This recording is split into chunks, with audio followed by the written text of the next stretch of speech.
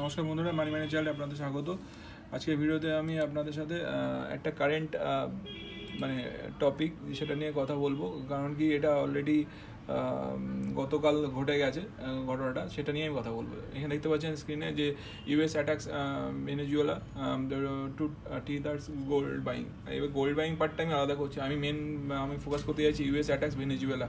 তো এই যে ইউএস ভেনেজুয়েলার উপর অ্যাটাক করেছে এবং ভেনেজুয়েলার যে প্রেসিডেন্ট যে নিকোলাস মাদুরোকে অ্যাবডাকশন করেছে, অর্থাৎ মানে কী বলবো, এক কথায় হনন করেছে। তো অ্যাবডাকশন যে হয়েছে, অ্যাবডাকশনটা হয়ে গেছে এবং এখানে ইউএস থেকে জানানো হচ্ছে যে তারা সম্পূর্ণরূপে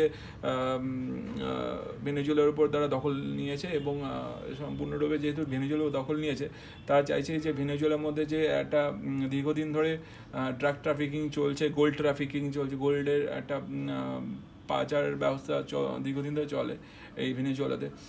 তো সেইটার উপরে তারা রোক লাগাতে চাইছে এবং সেটা বন্ধ করে ওখানে যাতে প্রপার মানে একটা স্থিতাবস্থা ফিরে আসে তার চেষ্টা করবে। এবং ইউএস থেকে জানানো হচ্ছে, মানে ইউএস প্রেসিডেন্টের তরফ থেকে জানানো হচ্ছে যে তারা ওখানে নতুন করে যে মানে অয়েল রিফাইনারি যেগুলো রয়েছে সেগুলোকে ভালোভাবে তৈরি করতে চায়, রিবিল্ড করতে চায় এবং সেখানকার অয়েল যে প্রোডাকশন বলবো না, অয়েলের যে মানে রিজার্ভটা তারা আরও বড় করতে চায় সেখানে, যাতে ভেনেজুয়েলা একটা টপ মোস্ট জায়গায় আসতে পারে ওয়ার্ল্ডে, যেখানে মানে কি বলবো, ওয়ার্ল্ডের রিজার্ভটা ওদের সবচেয়ে বেশি থাকে। তো ইউএস বলতে চাইছে আমরা ভেনেজুয়েলার উপর অ্যাটাক করেছি ঠিকই, কিন্তু সম্পূর্ণরূপে এটা আমরা ভেনেজুয়েলার স্বার্থেই করেছি। কিন্তু ভেনেজুয়েলাতে তরফ থেকে আবার জানানো হচ্ছে যে ভেনেজুয়েলা এটা পুরোপুরি মানতে নারাজ। কারণ কি, ভেনেজুয়েলার যেহেতু প্রেসিডেন্টকে অ্যাবডাকশন করা হয়েছে, এখানে মানে ভেনেজুয়েলার ভাইস প্রেসিডেন্ট কিছুই ঘটেনি, মানে ভাইস প্রেসিডেন্ট এখনও বাইরেই আছে। সেই রেসপেক্টে ভেনেজুয়েলা তরফ থেকে জানা হচ্ছে যতক্ষণ ভেনেজুয়েলার ভাইস প্রেসিডেন্ট থাকবে বাইরে, ততক্ষণ পর্যন্ত ভেনেজুয়েলার শাসন ভেনেজুয়েলার হাতেই থাকবে। ইউএস যতই অ্যাটাক করুক কোনো তার এফেক্ট পড়বে না। কিন্তু এখানে আমাদের প্রশ্ন হচ্ছে, এটা তো অ্যাটাকের পার্ট গেল, এবার আমাদের প্রশ্ন হচ্ছে এখানে আমাদের শেয়ার মার্কেটে কী এফেক্ট পড়বে। শেয়ার মার্কেটে যদি কী এফেক্ট পড়বে আমি বলবো, এখানে একটাই এফেক্ট পড়তে পারে, সেটা হচ্ছে ক্রুড অয়েল প্রাইস।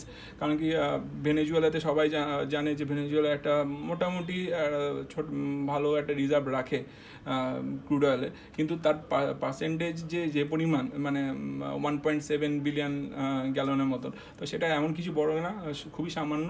এবং সেটা যে যদি চায়নাই সবচেয়ে বড় বায়ার, আমরা জানি এটা, সেটা বায়ার চায়না, তো চায়নাই প্রায় পুরোটা কিনে নেয়। তো সেই হিসেবে দেখতে গেলে ভেনেজুয়েলা বিশাল বড় কিছু রিজার্ভ রাখে না এবং এদের নিজস্ব আলাদা কোনো প্রোডাকশন হয় না ক্রুড অয়েলের।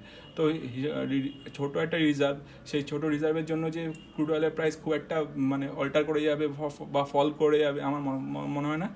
দেখা যাক কী হয়, ওপেন মার্কেট খুললে কালকে আমরা সেটা বুঝতে পারবো ক্রুড অয়েলের প্রাইস কীরকম থাকে। তবে বিভিন্ন ব্রোকারেজ হাউস থেকে এটা আশা করা যাচ্ছে যে এই যে মানে একটা অস্থির অবস্থা তৈরি হয়েছে, এই অবস্থার জন্য গোল্ডের price, silver price, crude oil price একটা আমরা মুভমেন্ট দেখতে পারি।